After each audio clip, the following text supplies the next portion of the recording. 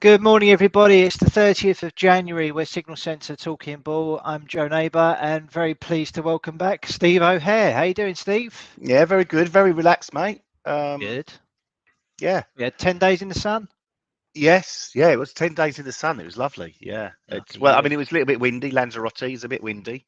Nonetheless, I sort of managed to spend quite a few hours just laying there in the sunbed, which I don't normally do. I normally get a little bit stir crazy, but yeah, it was really good. Nice and relaxing. Thanks. Excellent. Well, it's great to have you back. I've tried to hold the fort as best I can over the past 2 weeks. There's maybe a little bit of a dent in the trading account, but we'll come on Oh, to that. right.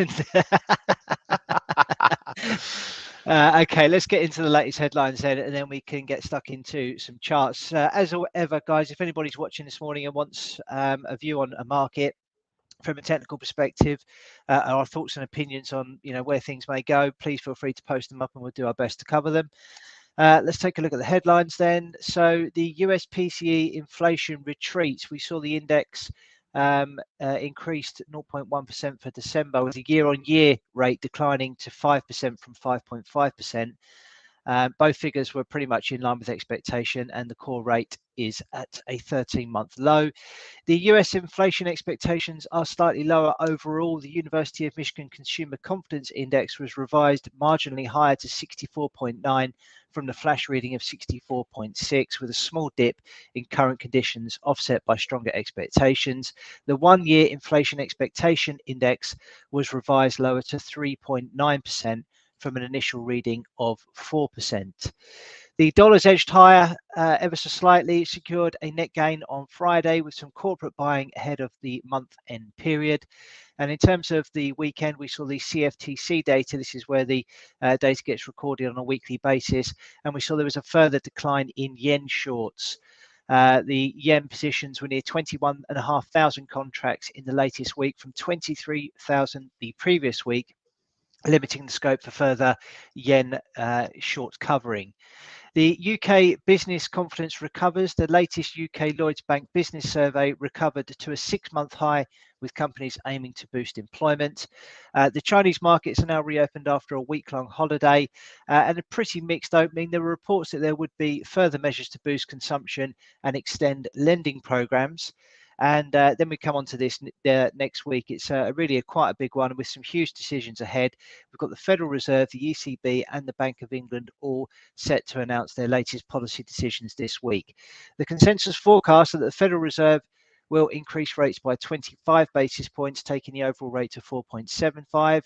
We're expecting a 50 basis point rate hike from the ECB and the Bank of England, taking rates to 3% and 4% respectively. Okay, that's the latest headlines. Let's get into some charts. Steve, are you ready to kick off with cryptocurrencies, Yeah. or do you want to ease your No, way back in and hand it over to me for a day? no, that's fine. I can just have a brief look at that. It doesn't. I mean, it's been a little bit of like one-way traffic since I had a break. I'll share my screen now, if I can remember how to do that.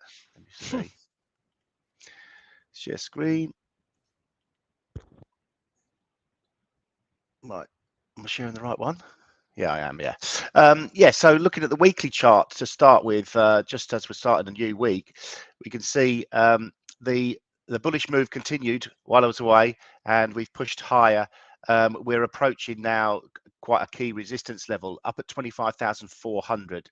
For me, this was the swing low from the week of the 9th of May, when we had the initial spike through that 28,800 level, and we recovered very quickly for 4 or 5 weeks, and then broke through it and continued the down move below the 20,000 level. We're comfortably above it at the moment, but as I say, we're looking to retest that. Although the momentum and the size of the upward move seems to be slowing down somewhat, and so we have to be a little bit careful of that. As I've said before, I'm still extremely bearish on Bitcoin. Unless we can get a break above the 32,300 level, which was the real solid support that we've had since going all the way back for a couple of years now, January 21. After 25,400, the initial resistance will, or the major range of resistance starts around about the 28,800 level. So that would be a 61. Well, no, that's a 61.8 of another. Let me just get let's get some nice fibs going on here. We can have the main Fibonacci level from the all-time high down to here. So 38.2% fib retracement would be up at 36,000. So that would really be significant. And yeah, at the moment, not really concerned about that, even on the daily chart. We've got a nice crossover of the 55 and 100-day moving average. So potential for a golden cross, which we've seen, and we'll come to again on the indices. We've seen that equate to consistent rallies in the indices. That seems to be holding up quite nicely, and expecting a little bit of the same on Bitcoin. We had the reversal formation on actually it was on I was looking on commodities, on gold. Let's dive into that. Gold for me, let's go on the day charts, continued looking quite strong. It has stalled around about the 1950 level, and then formed a bearish outside candle on there. That was on Thursday the 26th, so last Thursday. Since then, we've a little bit of non-event really on Friday. Monday, we've attempted a rally, haven't managed to get above Friday's high of 1935, and so under a little bit of pressure. Support below comes in the form of around about 1918, all the way down to the 1898 level on gold. Again, we talked about the golden cross. We saw this on gold. We had the inverse head and shoulders formation that had a measure move target up to 1966, which we haven't quite reached. So stalled just in front of there. Silver also seems to have stalled in front of the measured move target for the inverse head and shoulders formation. That's up just short of $25, but we've stalled around $24.55 on a couple of occasions, and remains slightly well, it's just sideways price action, really, looking for the next big move. The dollar index holding around about that 101 and 102 level. Really needs to sort of like get a continuation lower on that for to see sort of like further upside in these dollar-based assets. So silver and gold holding around the just above the support levels at the moment. Crude oil, that has had a bit of a rally since the start of the year, but again we've got sideways price action. 82.72 is the resistance in WTI crude oil, trading just above some support now, 55-day moving average, and a swing low at 78.50. On the Brent crude oil, same sort of price action. Resistance coming in around about $89, and support coming in at $84. So had a nice, as I say, same sort of price action, nice little rally since the start of January, but we're starting to come under a little bit of pressure now after hitting some, well, just striking above the 100-day moving average. 200-day moving average still quite a way away on that. Natural gas, Joe, what's going on here? It's continued the move lower. It's left that big gap on the chart as well from that weekend. We never really, we thought we might fill that gap before extending lower, but it just has been under pressure. And we had that measured move target that we talked about from this head and shoulders formation down at 135. And I sort of joked about it actually getting there, but it seems to be marching towards it.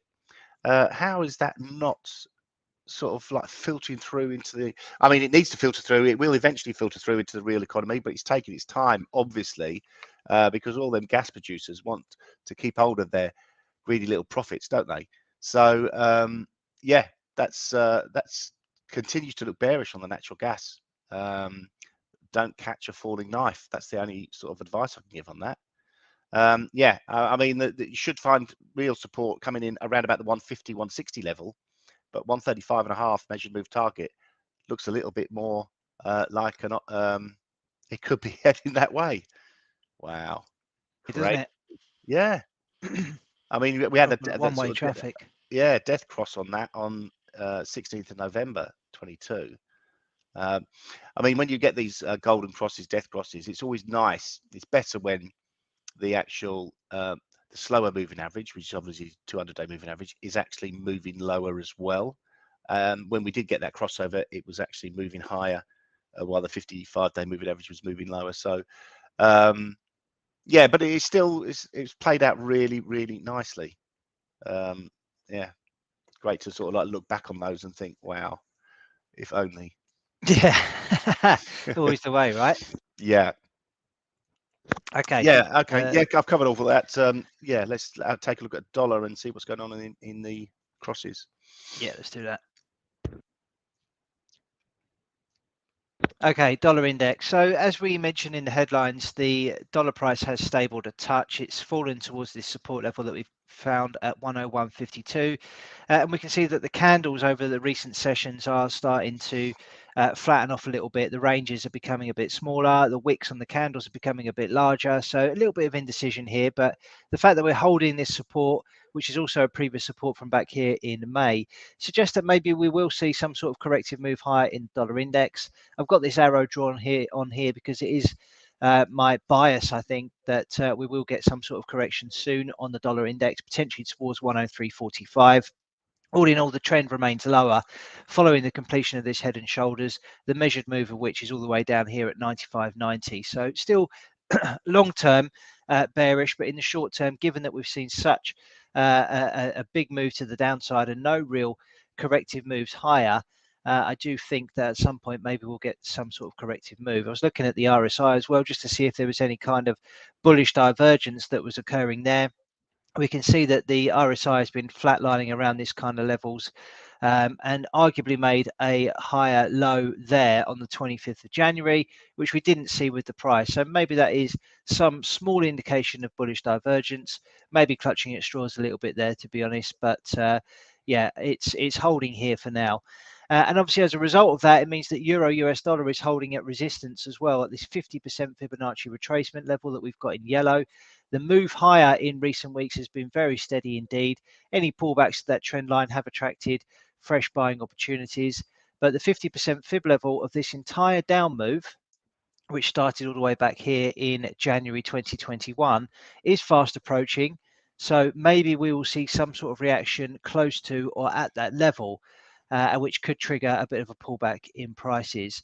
Obviously, in the short term, if we get a pullback towards the trend line, that may attract some fresh buying interest. We've also got horizontal support here around 107.36. If this trend line breaks, then that's when we're likely to see a bit of a deeper pullback on Euro US dollar. But at the moment, all looks pretty healthy and pretty robust. But I just think opportunities may be a little bit limited here with this 50% fib level above, this trend line below.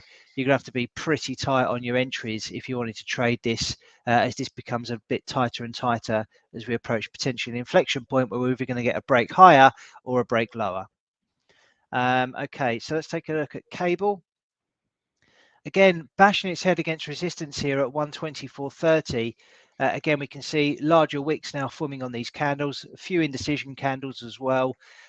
Big job to try and overcome this. In the short term, it is still trading in a bullish trend. So any pullbacks may be limited to around this region here, sort of 122.00, as high maybe as 122.87. But there is big resistance here. If we can break above this, then we can start targeting this 61.8% fib level on the upside. But we've got a pretty stiff level of resistance to come through first. Arguably, you could say there's a bit of a head and shoulders going on here. This being the left shoulder, really deep head, and then this being a right shoulder, which has been taking place over the last few weeks. If we can get a break there, then that would be pretty bullish overall and suggest that we're going to see some higher prices in sterling versus the US dollar. But I guess we'd need to see that breakdown in the dollar index as well, which, as we know at the minute, is holding around some support. Let's take a look at dollar yen. So prices were contained within this bearish channel for a significant period of time. We have seen a break out of it. We saw this on the 23rd of January, but since then prices have been very flat indeed and struggling to get through this horizontal line of resistance that we've got at 130.39. So really undecided about where the next move is on this. obviously, if we are going to see a push to the upside, it means we're going to need to see a move higher in the dollar index. And we saw that those yen shorts have now got to their lowest level in some time, which indicates that we may have run out of a bit of steam there in the yen market as well, because there's less room for short covering. So really undecided with this market at the minute, and it's going to be a bit of a challenge, I think. Let's take a look at some of the other yen pairs. There's been a request to look at Swiss yen, which I'll do now. So this is the daily chart. So we traded in some sort of consolidation period here. Looks to be maybe some sort of triangle, which we then broke down from, and prices then eventually moved down towards these previous lows at around 137.80. For me, it still looks as though we're in the process of forming some sort of top here, which would be indicative of weakness in Swiss franc and strength in yen, maybe forming some sort of top pattern here. It needs to do a little bit more before I can get too excited about that. But yeah, a little bit struggling for direction on this at the moment, I think. A bit of a challenge to call this either way. I think the short-term bias remains bearish. Let's have a look on the 4 hour to see if there's anything that's giving us any confidence there. Okay, we can see prices are pretty range bound in the short term, something along the lines of this, not really going anywhere. So arguably we're going to need to see a breakout of this short-term range before we get any further direction. If we look at price action over the last 4 hours, though, we did make a new swing low, but then actually looking as though we're going to close above that with a pretty impressive reversal candle. So maybe there's scope for higher prices towards 144.82 on an intraday, sorry, 141.82 on an intraday basis, around 80 ticks upside. But you've got to be careful where you put your stop there, because the risk reward is likely to not be very good. If you go with a stop below the low and target and move to the upper end of that range, you're talking about a 1-to-1 on a risk reward basis. I want to take a look at some of the Aussie markets, because it's quite interesting, I think, what's shaping up on some of these. We've seen some dramatic moves higher in recent weeks and months. Let's get rid of some of these annotations, and I need that one. Let's get rid of that 38.2. Okay, so let's just go back on the daily. We can see here this big move to the downside, then followed by this massive correction higher that we've seen, which really started in mid-October. So from this move in February 2021 down to these lows, we've got a 61.8% fib level, and we've also got some horizontal resistance here at 95.15. And if we look at price action on the daily over the last couple of days, we can see we made a swing failure above that level that was posted back in April, closed below it, and then prices have continued to move lower. So I'm wondering whether or not we have come to an end on this Aussie move, because it's been such a dramatic one higher that maybe we're now due a pretty decent pullback. And we're seeing this in some of the other markets as well. We can see here on Aussie Swiss that we did break out of these cluster of resistance levels to form what looks to be a bottom. But if we take a look at the price action in the last couple of days, we can see we posted this doji on Friday, and then we're posting follow through to the downside on that today, down by 0.31% as things stand. And if we take a look at Aussie yen, we can see also that's rallied into some resistance at around a 50% fib level and starting to roll over a bit. The one that's also interesting me is Aussie dollar. Again, take a look at these longer term fibs from these highs that we posted back in April last year down to these lows that we posted in October. Really strong rally higher into a 61.8% fib level, and prices are stalling. We can see a couple of dojis posted last week, and then a gap lower has been posted overnight, and it looks as though we may be ready for a bit of correction on these markets. So that's, I think, where most of my attention is going to go on the FX markets this week. Nice one. Yeah, thanks for that, Joe. Going to look at the indices now, and let's get rid of that down there. Yeah, we've, I mean, FTSE continued higher while I was away, obviously, because while the cat's away, the mice will play. We did attempt to sort of like take out the swing high from the week of May 2018. That was 7,903. Didn't quite make it there. 7,877.5 on this chart. Stalled there, reversed quite sharply since. So over the last 3 weeks, we have had a little bit of a downward momentum in the FTSE and the indice prices there. This morning, we had from the open, we had a bit of a spike up higher, got up to 77.50, but we retraced from there. But that looks like a little bit of an effort to stop the rot from Friday's session, which has continued into the early hours of today. On the DAX, taking a look at that, that's it's basically stalled just around the 15,260 area, and hasn't managed to sort of like get back above that. Let's take a look. That looks like well, close to a 78.6% Fibonacci retracement. That's the main Fibonacci level up there. We have had a golden cross on here, and that has confirmed the positive bias, and we've seen since the start of the year a really decent rally higher. No real sign of that turning around at the moment. Support coming in around about the 14,900 level on DAX. I mean, that's only 150 points away. So, I mean, it looks like it is due at some sort of correction. I'd imagine the 55-day moving average will do something to support it. That's all the way down at 14,500, which might coincide for an attempt there with these previous resistance levels, which will now turn into support levels around about the 14,600.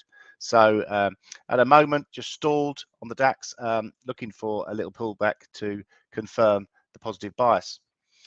On the US counterpart, that hit a high on the Monday that I went away, the 16th. That was trading around 34,350, had a bit of a sell-off, but now we're rallying back. Friday had a bit of a spike higher, hasn't taken out that resistance yet, and today we've got off to a bit of a sluggish start, a bit of a retest of support. Again, 55-day moving average coming in around about the 33,600 level. Golden cross on here as well. We're above the downward trending resistance, so we've retested that downward trending resistance and bounced nicely higher. Nasdaq hasn't formed the golden cross yet, and but is still trying desperately to. We've rallied away from the lows of the start of the year. What was the low there? 10,676. Nice rally in towards the end of the month. And so we're going to look at a really nice positive month for the start of the year for Nasdaq also. It's broken through the resistance. That broke through on the 23rd, retested it, and has punched higher. It's also taken out the resistance from December spike higher. So, but again, today we're off to a little bit of a sluggish start, a little bit of a pullback, looking for confirmation from interested parties buying below. S&P is above the 4,000 level. That seems to be quite a pivotal level over the last few months. But again, sluggish start this morning. We got up to just below the 4,100 level. Didn't get anywhere near the resistance of 41.41. So and formed a little bit of a shooting star candle, maybe you could call that. I will call it that if we do get a nice bearish engulfing candle today, and we're on track for that at the moment, but still a long way to go before the day comes to an end. So yeah, that's a bit about it on the indices. Not really a great deal to get your teeth into. I'm thinking about gun-to-head trading opportunities now. I feel like I'm going towards something dollar-based or something to do with gold, maybe. Australia, Aussie, not looking great, is it? So no. Yeah. Okay, well, gun to the head trades, as Steve just mentioned, this is where Steve and I pick trade ideas live on the video as if we had a gun to our head. What would we trade right now? Each of the ideas we come up with must have stops and targets. They're all placed at market, and the ideas will expire at 9 p.m. UK time, or when the stops or the targets are reached. Now, as a new twist for 2023, we're actually now trading with a live account, and we're doing this via TradingView with a broker called Awanda, who are a client of ours, so shout out to them. And yeah, so we're going to post them up live. We put £2,000 into a trading account. We're risking 1% of trading capital each per trade. So last week I traded Euro Oz, and I've had a shout from Carl to say it was a good call. And you could argue that it was, but I had a very tight stop on this one. So if I click the play button, we was looking for an ending wedge there on the hourly chart. I was tagged by that low just there at around 1 o'clock, which meant I was stopped out. But as you can see, it's now started roaring off to the upside. So sadly, I was stopped out of that and didn't make anything. But if anybody followed that and is still in it, well done to you. But Steve, that doesn't help us. We need to get back on winning ways. And I'm hoping that now we've got 2% to use per day rather than 1%. We're increasing our chances of success. Have you got anything ready? I have. If you want me to go. No, you go. I'll put the trade on while you're telling us what it is. It's obviously going to be Aussie based, isn't it? It is, yeah. So it's Aussie dollar. Looking at the daily, we can see here that prices have rallied into a 61.8% fib level from the entire down move that began back here in April. So we saw the completion of an inverse head and shoulders. Prices rallied higher. Now look as though they're running out of steam for me. So it's into a big fib level. We saw 2 dojis last week. We've seen a gap lower today, and prices are on the back foot. This is the worst performing currency out there at the minute by the looks of things on my watch list, down by 0.5%. Looking at the intraday charts, arguably a small top formation here. We're breaking down. Looks as though lower prices are set to persist. I'm looking to get in at market, Steve, with a stop at 71.22. So it's quite tight, but I'm happy with that. 71.22. My target is actually looking at the previous 20 days worth of volume. We've got a big volume point of control down here at around 69.05. So that was going to be my target. So let's go 69.06. So I'm just a tick in front of that. Let's have a look at Steve putting that on. I can read out the levels for you. All done? Yeah, all done. No mucking about there, Steve. Nah, I know. Just like quickly before that Oz collapses. About 3-to-1 risk reward, was it? Yes. Yeah. Cool. Excellent. Nice one. What have you got, Steve?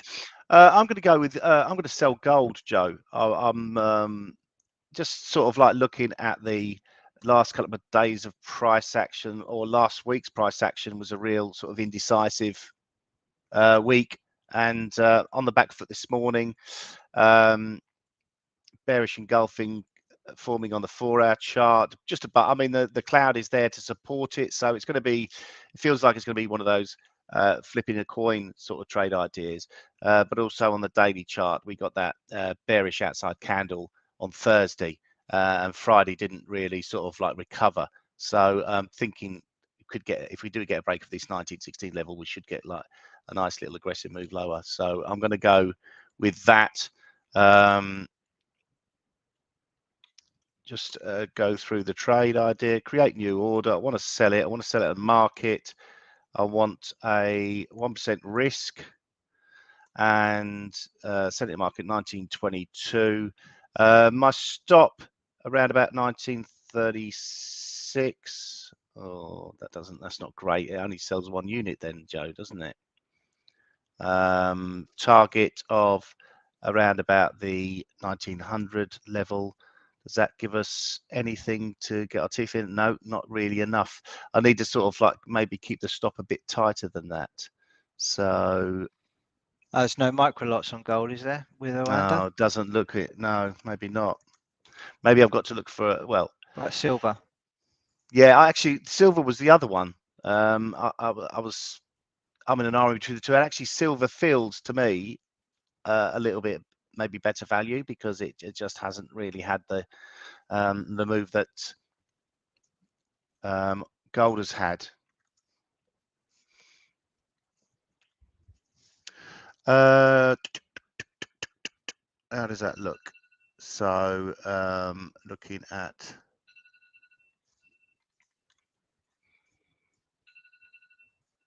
2380 stop. Yeah, I'm happy with that. 121 units.